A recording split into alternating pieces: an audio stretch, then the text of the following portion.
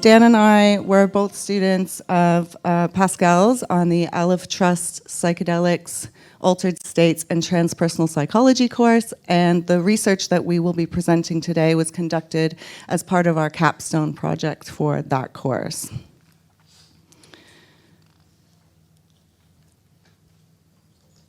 I'm going to talk a little bit about the paths that people take through the process of integration following psychedelic and other exceptional experiences. And then Dan's going to present some case studies that get into some of the specifics of what that might look like.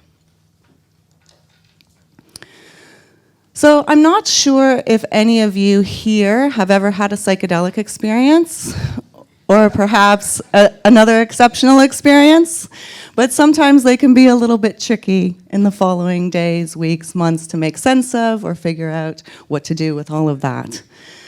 There are existing frameworks that help experiencers make sense of their experiences and also provide a little bit of guidance about what to do. So various cultural traditions, religious traditions, psychological schools offer us some framework of what this can look like. And throughout these, there are some common themes of initiation, of death and rebirth, of transformation, of needing some helpers along the path as well. And while a lot of these frameworks do offer some helpful guidance, they do tend to present a path. And they will often have a caveat that there might be some spiraling back to previous stages, that it's not necessarily linear, but they do tend to offer a model. So even my favorite model, which is the Exceptional Human Experiences Process Map, which was created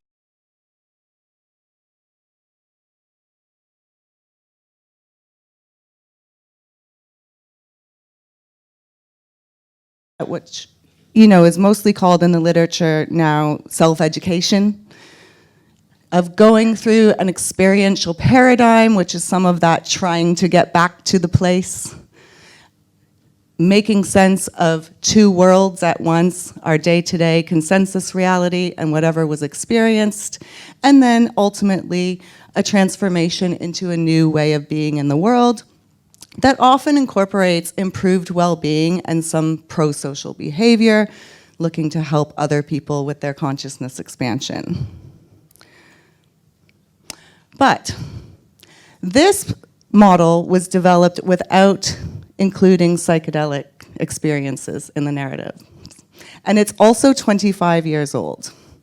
So I was interested to think about what it might look like to update that map and to think about multiple paths through the process of integrating exceptional experiences, psychedelic experiences. I'm also interested in what helps and hinders that process and moving through that process, and also was using this project as a way to explore what I might do for the PhD. So to answer these questions, I conducted 17 semi-structured interviews. And I recruited the participants mostly through my personal social networks, like LinkedIn is what I'm saying. And I think that some of that had an influence on the data, so I'll talk about that a little bit. But then I analyzed those with a bit of thematic analysis, but ultimately took a little bit more intuitive approach because the patterns were really quite strong. So of the 17, 10 of them were psychedelic experiences that were reported by the participants, but a lot of those also included another exceptional experience. So for example, a psychedelic experience in which Kundalini was activated. So some spontaneous spiritual awakenings, Kundalini activation, one UFO sighting, which connects to Pascal's talk later as well, and everyone's favorite one that I get the most questions about, which is the psycho-spiritual event. Or the sexual spiritual event. Even more interesting, the sexual spiritual event. So a really strong model I identified this model only from one participant. But it's really important because, as we know from the research, particularly the Challenging Psychedelic Experience Project, you know, about 9–10% of people who have psychedelic experiences have persisting challenges that last longer than one day. So this participant talked a lot about the challenges that she experienced following an ayahuasca journey, and she was on a retreat for a weekend, came out into COVID lockdown, and she felt that that didn't help the experience much. So, although another participant had the same experience and found it very helpful to have that time to herself. But this participant talked a lot about being stuck, depersonalization, derealization, and also about how some of those external circumstances affected her. And the quotation that stands out for me from her experience was that she said, "I feel like I've lost a little bit of myself." And she would like to do an MDMA journey to try and help her integrate what happened during that ayahuasca and the subsequent lockdowns. The next model, this was by far the biggest group, but I think that that's partially because I know a lot of people who are in helping professions and who are psychologists that have a lot of experience with exceptional experiences. So I'll be interested to see when I continue this project if this does remain such a great proportion of what people are reporting. But this is just really quickly people changing their lives. You know, the participant who reported her Kundalini activation said, "It had woken up and this was my new life."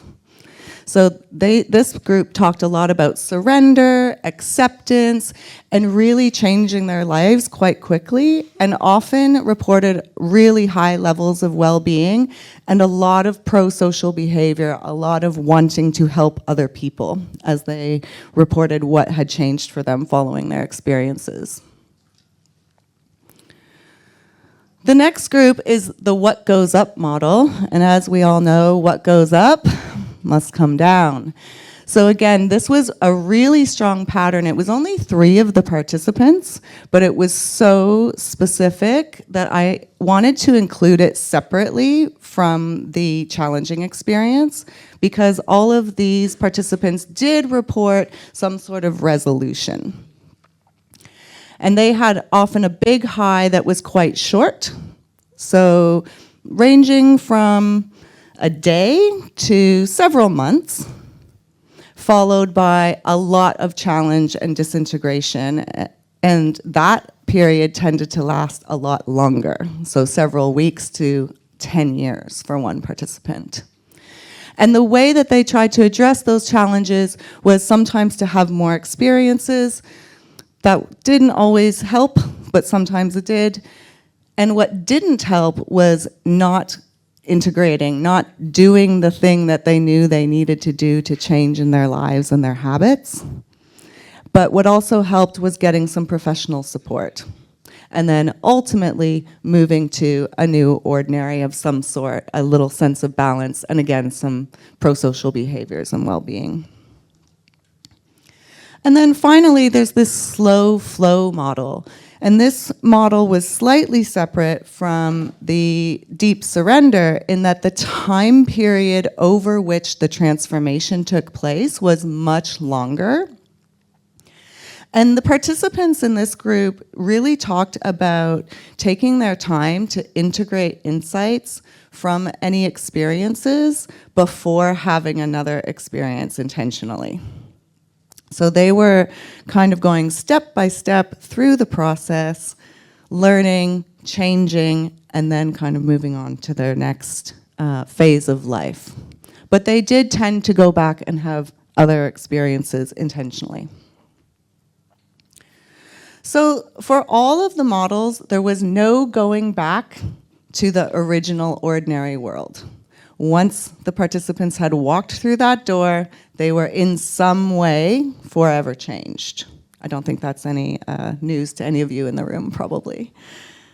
There was also a lot of nonlinear, even in these models, right? You saw in the big ups and big down, it wasn't always a straight path to identify. So there was a lot of recursiveness even within these more specific models.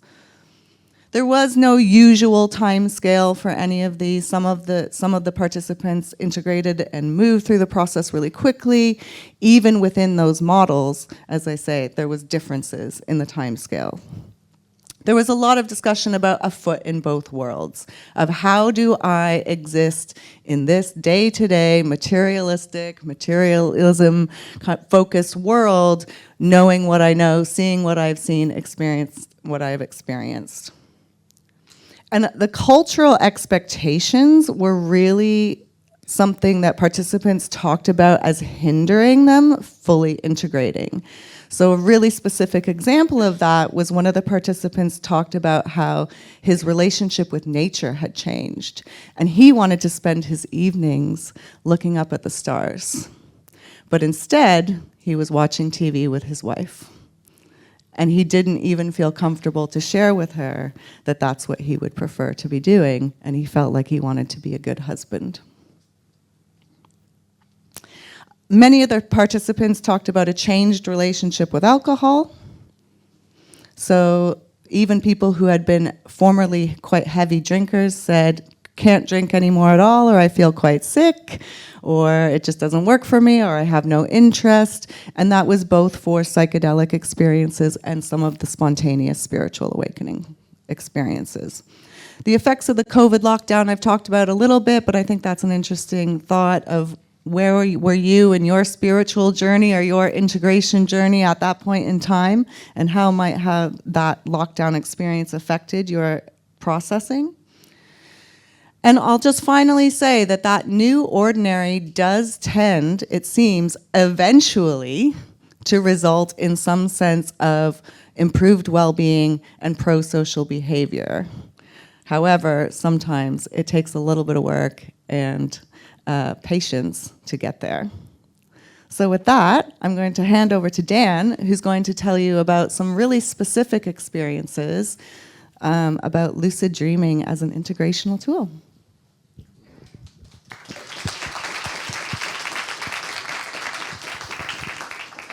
Okay, so yeah, thank you to Joelle for handing over. So hi everyone, my name is Dan. I did a project with Pascal, so with Pascal Michael, which looked at the intersection between lucid dreaming and near-death experiences.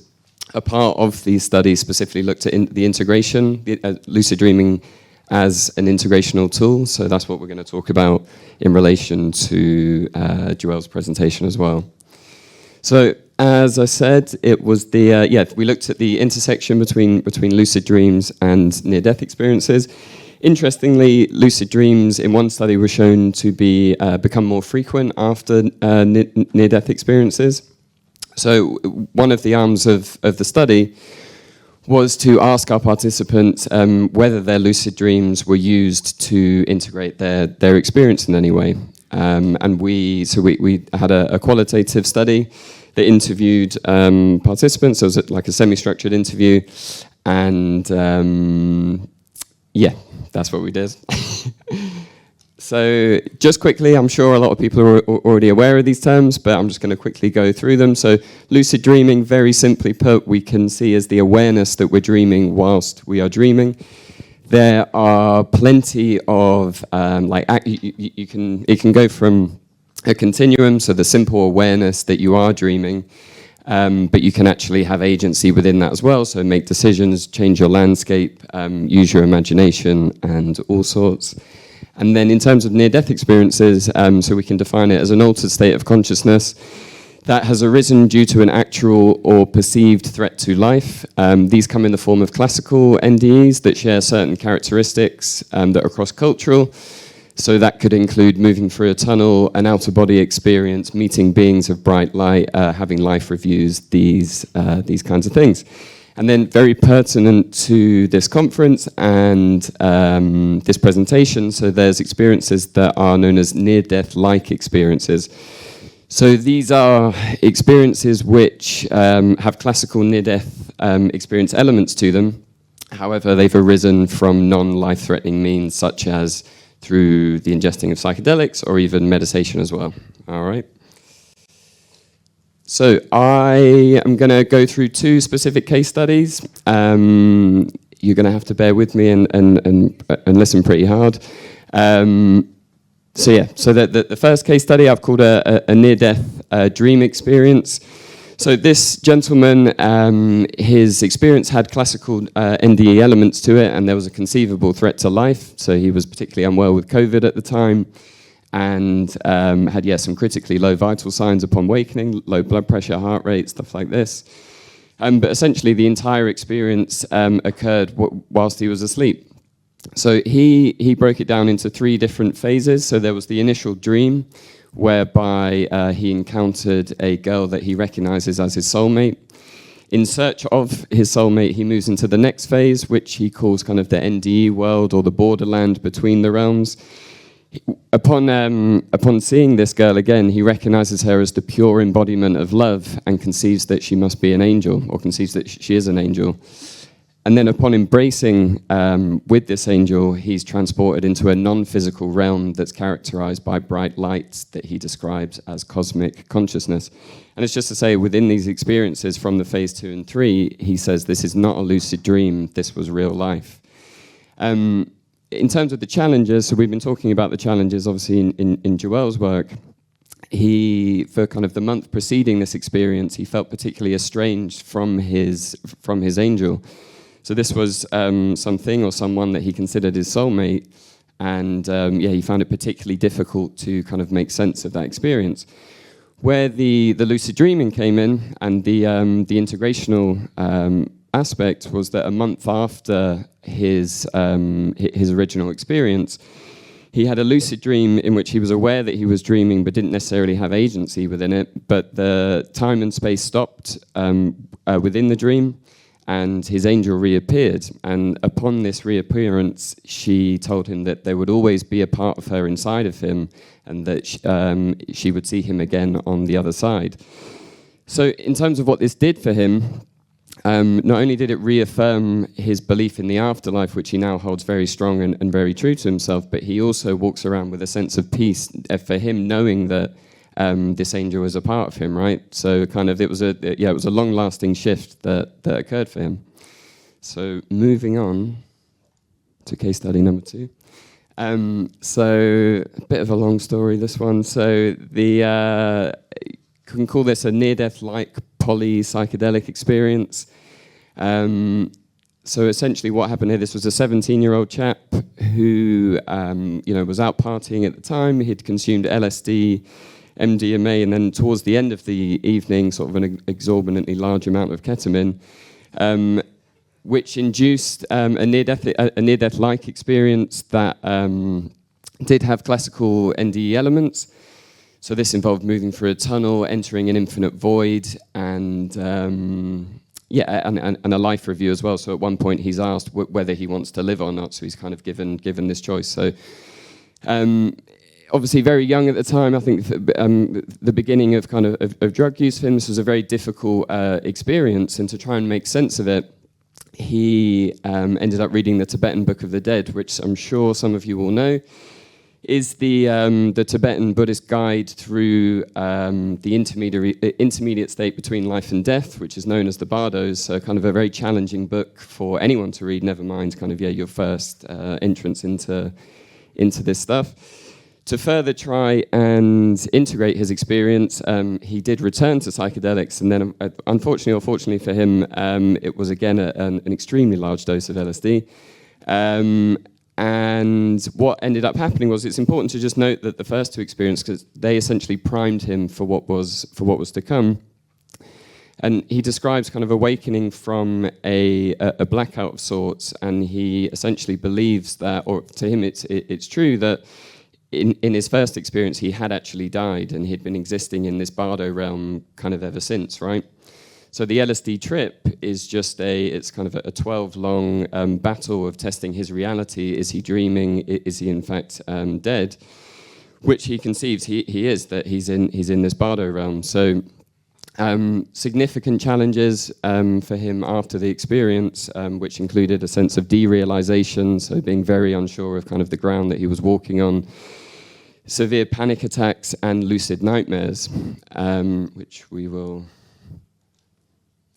So in terms of the lucid nightmares, they were characterized by a silent dwarf who represented death to him within the dream. So he would have these frequently and would always wake up in fear to try and stop the dream from continuing.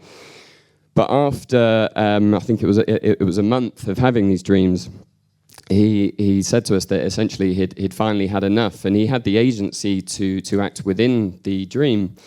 And essentially, he confronts the dwarf, and in no uncertain terms, he tells the dwarf to fuck off. And in that moment, he describes the dwarf's demeanor immediately changing to the character of a magician, who then peels open the curtain of the dream reality to reveal.